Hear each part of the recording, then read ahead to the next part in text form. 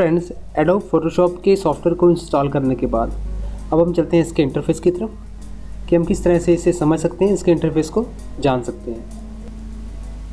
Photoshop की application को open करने के बाद आप यहाँ पर लेफ़्ट साइड में एक पैनल को देख सकते हैं।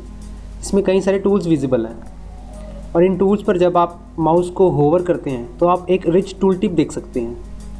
रिच टूल टिप आपको ये बताता है कि ये जो टूल है वो किस तरह से यूज़ होगा, किस तरह से हम इसका उपयोग कर सकते हैं। आप किसी भी टूल टिप पर होवर करके उसकी इन्फॉर्मेशन को देख सकते हैं कि ये टूल किस तरह से काम कर सकता है। इसी तरह बाकी के टूल्स पर भी ये इसी तरह काम करता है। आप इनकी डिस्क्रिप्शन को पढ़ के ये जज कर सकते हैं कि ये टूल किस काम आ सकता है। तो बारी बारी से हम इन टूल्स के बारे में चर्चा करेंगे आगे के कुछ लेसन्स में, आगे के कुछ लेक्चर्स में। टॉप साइड में आप यहाँ पर कुछ मेन्यूज़ को देख रहे होंगे। इसमें file, edit, image, layer, type और सिलेक्शन और बाकी सारी कैटेगरीज में डिफाइंड है। यानी कि अगर आपको फ़ोटोशॉप की फ़ाइल रिलेटेड सेटिंग्स को ओपन करना है तो आप फाइल टैब पर क्लिक करें।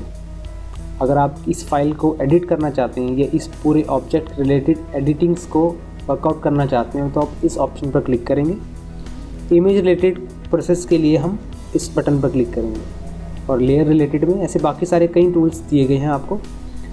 यहाँ पर हम शुरुआत करते हैं सबसे लेफ़्ट पैनल से। लेफ़्ट पैनल में आप यहाँ देख पा रहे हैं कि यहाँ पर आपको एक टूल टिप दिख रहा है। अगर आप चाहते हैं कि ये टूल टिप किसी भी टूल पर क्लिक करने पर ना आए तो उसके लिए आपको क्या करना होगा, एडिट टैब में जाकर प्रेफरेंसेस में जाना होगा, जो कि यहाँ पर नीचे हमारे पास दिया गया। प्रेफरेंसेस में हमें टूल्स ऑप्शन पर क्लिक करना होगा।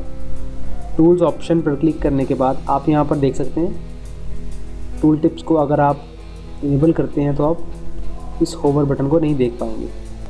अगर आप किसी अदर टूल टिप्स को भी देखना नहीं चाहते तो आप इस ऑप्शन पर क्लिक करके बाकी के टूल टिप्स को भी डिसेबल कर सकते हैं। मैं ओके कर देता हूँ। अब यहाँ पर आप देख सकते हैं हमारे पास जो टूल टिप्स हैं वो डिसेबल हो गए हैं। किसी भी ऑप्शन पर अगर मैं क्लिक करूँ तो मैं वो टूल टिप नहीं देख पा रहा हूँ। फिर से ऑन करने के लिए आपको एडिट प्रेफरेंसेस में जाकर टूल्स में उस ऑप्शन को ऑन कर देना है। मैं अभी के लिए इसे डिसेबल कर देता हूँ। उसके बाद यहाँ पर बॉटम में आप देख पा रहे हैं यहाँ पर डॉक्यूमेंट का साइज़ दिखाया जा रहा है। अगर आप साइज़ रिलेटेड सेटिंग्स नहीं चाहते या किसी ऑब्जेक्ट रिलेटेड सेटिंग्स को चेंज करना चाहते हैं, जैसे कि आप यहाँ पर साइज़ नहीं देखना चाहते, डॉक्यूमेंट की प्रोफाइल देखना चाहते हैं कि किस प्रोफाइल का है, आप उसे यहाँ पर देख पाएंगे। और इसी तरह इसके डायमेंशंस कि इस डॉक्यूमेंट की डायमेंशन क्या है आप उसको भी यहाँ पर देख पाएंगे। और यहाँ पर और इस ऑप्शन पर अगर आप लेफ़्ट क्लिक करके रखें, लेफ़्ट क्लिक होल्ड करके रखें तो आप उस रिलेटेड सेटिंग्स को और भी डिस्क्रिप्शन में देख पाएंगे।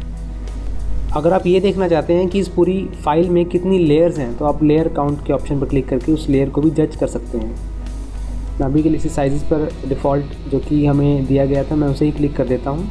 एंड अब चलते हैं राइट साइड के फ़ोटोशॉप के पैनल्स की तरफ। राइट साइड में आप यहाँ पर देख रहे हैं कि यहाँ पर हमारे पास कई सारे कलर्स एंड स्वैशेस दिए गए हैं, जिससे हम कलर कॉम्बिनेशंस को सिलेक्ट कर सकते हैं। और यहाँ पर लर्न रिलेटेड सेटिंग्स है, यानी कि अगर आप फ़ोटोशॉप में बिगिनर हैं, न्यू हैं, तो आप इन वीडियोज़ या इन ऑप्शंस को क्लिक करके उनके बारे में जानकारी ले सकते हैं कि आप अपनी फ़ोटोज़ को किस तरह से फिक्स कर सकते हैं। कुछ फंडामेंटल स्किल्स, इसके अंदर बारी बारी से कई तरह की ऐसी स्किल्स वर्कआउट की गई हैं, बताई गई हैं। इफ़ेक्ट्स के बारे में अगर आप नॉलेज लेना चाहते हैं या पेंडिंग के बारे में तो आप इन ऑप्शंस पर क्लिक कर सकते हैं। लाइब्रेरीज़ के टैब में अगर आप क्लिक करें तो आप लाइब्रेरीज रिलेटेड सेटिंग्स को देख पाएंगे।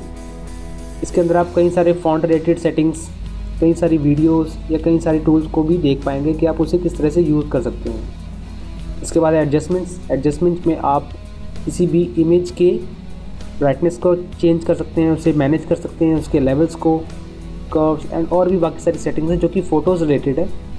और बाकी के टूल्स की भी जानकारी हम फ्यूचर के लेसन्स में लेंगे। इसके बाद आप यहाँ पर नीचे देख पा रहे हैं कि हमारे पास कुछ और भी ऑप्शन दिए गए हैं। इसमें लेयर, चैनल और पाथ रिलेटेड सेटिंग है। मैं इसे ड्रैग कर लेता हूँ ताकि मैं इसे ओपन कर सकूँ एक नई सेक्शन में। आप यहाँ पर देख रहे हैं कि ये तीनों ऑप्शंस मर्ज हो गए हैं, लेकिन अगर आप इन सभी में से किसी भी डॉक को ऑफ़ करना चाहते हैं तो आप इस पर राइट क्लिक करके इसे क्लोज ऑप्शन पर क्लिक कर सकते हैं। इसी तरह इसे भी अगर आप इसे मिनिमाइज़ करना चाहते हैं तो आप मिनिमाइज़ के बटन पर क्लिक करेंगे तो ये कुछ इस तरह से मिनिमाइज़ हो जाएगा। इसे मैक्सिमाइज़ करता हूँ एक्सपेंड पैनल के ऑप्शन पर क्लिक करके एंड देन मैं इसे रिमूव करता हूँ यहाँ से। एंड अब बात करते हैं लेयर्स की। अगर आप कोई भी न्यू लेयर बनाते हैं या कोई भी सॉलिड लेयर बनाते हैं या कोई भी इमेज इसमें इंपोर्ट करते हैं तो आप उसकी लेयर को यहाँ पर देख पाएंगे। इसमें हम एक बार एग्जांपल देख लेते हैं। इसमें अगर मैं फ़ोटोशॉप की इस इमेजेस को इस तरह से ड्रैग करके इसे ओपन करता हूँ और इसे मैं यहाँ पर, आपको इसके लिए लेफ़्ट क्लिक को होल्ड करके रखना पड़ेगा माउस में। तो मैं जैसे ही मैं लेफ़्ट क्लिक को छोड़ता हूँ तो आप यहाँ पर फ़ोटो को देख पाएंगे कि किस तरह से हमारे पास विजिबल होनी शुरू होगी। कुछ इस तरह से आप यहाँ पर लेयर में देख सकते हैं कि आप जितनी भी इमेजेस यहाँ पर इंपोर्ट करेंगे आप उसी हिसाब से लेयर्स को भी मैनेज कर पाएंगे, एक्सटेंड कर पाएंगे। वैसे फिट कर देता हूँ इसमें एंड इसके बाद मैं टिक मार्क पर क्लिक करता हूँ। टिक मार्क पर क्लिक करने के बाद आप उस लेयर को प्रॉपरली एडजस्ट कर पाएंगे बैकग्राउंड के रेशियो के अंदर। उसके बाद चलते हैं हम फोटोशॉप की कलर स्कीम की तरफ कि आप किस तरह से इसके इंटरफेस के कलर को चेंज कर सकते हैं। इसके लिए हमें एडिट टैब में जाना होगा। एडिट टैब में जाने के बाद प्रेफरेंसेस में इंटरफेस के ऑप्शन पर क्लिक करेंगे। इंटरफेस में आप इंटरफेस रिलेटेड सेटिंग्स को चेंज कर सकते हैं, यानी कि अगर आप चाहते हैं कि इसका कलर कुछ लाइटर हो तो आप इस ऑप्शन पर क्लिक करें। अगर आप और भी ज़्यादा लाइट चाहते हैं तो आप इस ऑप्शन पर क्लिक कर सकते हैं। और डार्कर मोड के लिए आपको डार्कर मोड सेलेक्ट करना पड़ेगा, डार्कर ऑप्शन को। लेकिन मैं यहाँ पर सेकंड नंबर पर हमारे पास डार्क मॉड्यूल सिलेक्टेड है यहाँ पर मेरे पास। इसके बाद हमारे पास highlight colour by default selected है। डिफ़ॉल्ट यानी कि ग्रे कलर सिलेक्टेड है। आप यहाँ पर टूल्स में इसके बैक एंड में एक लाइन देख रहे हैं, ये बैकग्राउंड देख रहे हैं जो कि ग्रे कलर का है, कुछ इस तरह से, जो कि यहाँ पे भी विजिबल है। जो इमेज लेयर है इसमें, मैं इसको एक बार आपको चेंज कर दिखाता हूँ, आप इसे प्रॉपर्ली देख पाएंगे स्क्रीन पर देखने के बाद। अगर मैं इसे ब्लू सेलेक्ट करता हूँ तो आप यहाँ पर बैकग्राउंड के इस कलर को चेंज होता देख पाएंगे। आप इनमें से बैकग्राउंड हाईलाइट को कुछ इस तरह से सिलेक्ट कर पाएंगे। हाईलाइट कलर को सिलेक्ट करने के बाद मैं इसे ओके करता हूँ। एंड आप इसके बाद अगर आप फ़ोटोशॉप में न्यू बिगिनर हैं, अगर आपको किसी भी टूल के बारे में ज़्यादा नॉलेज नहीं है या कुछ टूल्स के बारे में है लेकिन आपको ये नहीं पता कि वो टूल कहाँ से विजिबल होगा, क्योंकि फ़ोटोशॉप के अंदर कई सारे टूल्स के अंदर भी टूल्स दिए गए हैं जो कि कई बार ढूंढने पर हमें नहीं मिल पाते हैं। इस टास्क को ईजी करने के लिए मैं एडिट में यहाँ पर हमारे पास सर्च नाम का ऑप्शन दिया गया है, यानी कि अगर मैं टाइप टूल को सर्च करना चाहता हूँ तो अगर मैं यहाँ पर टाइप करता हूँ, टाइप टूल को सर्च करता हूँ, तो आप यहाँ पर टाइप रिलेटेड सभी टूल्स के बारे में जानकारी ले पाएंगे। टाइप में प्रेफरेंसेस में ये ऑप्शन, ये प्रॉपर्टी है जो कि प्रेफरेंसेस में दी गई है। कैरेक्टर पैनल, नोट टूल और कई सारे ऐसे टूल्स हैं जिसमें टाइप वर्ड मेंशन है, और ये फ़ोटोशॉप आपको उस रिज़ल्ट को ईजी करने में सहायता करता है, मदद करता है, हेल्प करता है। उसके बाद चलते हैं बाकी के लेयर्स को एडजस्ट करने की तरफ। मैं इसे क्रॉस कर देता हूँ। एस्केप बटन पर क्लिक करूँगा तो आप इसे डिसेबल कर पाएंगे। कीबोर्ड में एस्केप बटन पर क्लिक करने के बाद आप उसे डिसेबल कर पाएंगे। इसके बाद आप यहाँ पर देख रहे हैं कि यहाँ पर मेरे पास जो लेयर का साइज़ है वो बहुत छोटा आ रहा है। मैं चाहता हूँ कि इसे मैं यहाँ पर एडजस्ट कर पाऊँ, तो मैं इसे सिंपली क्लिक करके रखूँगा लेफ़्ट बटन को माउस में और ड्रैग करूँगा यहाँ तक। अगर आप इसे यहाँ ड्रैग करते हैं तो आप उन्हें इन टूल्स के नीचे लाइन बाय लाइन लगा पाएंगे। और अगर आप इसकी अलग एंटिटी दिखाना चाहते हैं, इसे अलग दिखाना चाहते हैं, रिप्रेजेंट करना चाहते हैं, तो आप उसे इस तरह से कर सकते हैं। मैं इसे यहाँ ड्रैग कर दूँगा तो ये एक अलग ही प्रॉपर्टी दिखानी शुरू कर देगा। यहाँ पर हिस्ट्री के टूल में आप अपनी एक्टिविटीज़ को देख पाएंगे कि आपने फ़ोटोशॉप की फ़ाइल में किस तरह से चेंजेस किए हैं, और उसे चेंजेस को डिफ़ाइन करने के लिए, उसे अंडू करने के लिए आप इनमें से किसी पर भी क्लिक करें जो कि इसके अबव हो। इसके बाद नीचे यहाँ पर प्रॉपर्टीज़ का ऑप्शन दिया गया है। प्रॉपर्टीज़ में आप किसी भी इमेज को सेलेक्ट करने के बाद उसी रिलेटेड सेटिंग को चेंज कर पाएंगे। आगे की सभी लेक्चर्स में हम बारी बारी से ये जानेंगे कि हम किस तरह से इमेजेस को, लेयर्स को या टेक्स्ट को चेंज कर पाते हैं।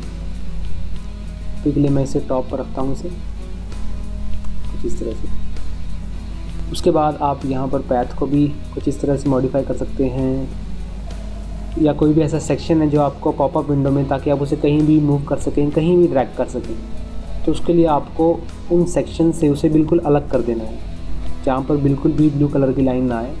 जैसे कि आप यहाँ पर देख रहे हैं कि ब्लू कलर की लाइन आ रही है, तो ये यहाँ एडजस्ट हो जाएगा।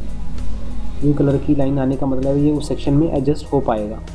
वैसे इंडिपेंडेंटली इसे मूव करता हूँ यहाँ पर, तो आप पॉपअप विंडो में इसे ओपन कर पाएंगे। अगर आप कई सारे ऐसे टूल्स को बारी बारी से चेक करना चाहते हैं, देखना चाहते हैं, तो आप विंडोज़ के सेक्शन में जाकर इन सभी टूल्स को एडजस्ट कर पाएंगे। जैसे कि अगर आप कैरेक्टर स्टाइल रिलेटेड यानी कि कैरेक्टर रिलेटेड सेटिंग्स को ओपन करते हैं तो आप उसे यहाँ पर कैरेक्टर पर क्लिक करें तो उसे रिलेटेड टैब ओपन हो जाएगा।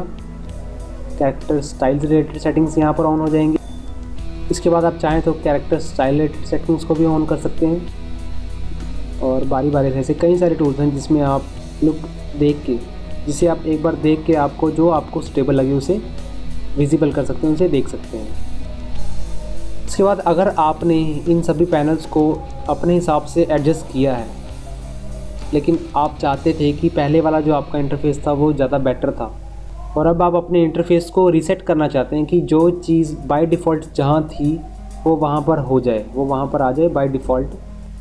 जैसे कि आप यहाँ पर पैथ रिलेटेड सेटिंग्स हैं जो कि पहले यहाँ पर इस सेक्शन में थी, उसे दिखाना चाहते हैं, तो आप मैं उसे बाय मूव ऐसे मूव ना करके उसे रीसेट भी कर सकता हूँ इस पूरे इंटरफेस को, जो जहाँ पर पहले था वो वैसे ही हो जाएगा।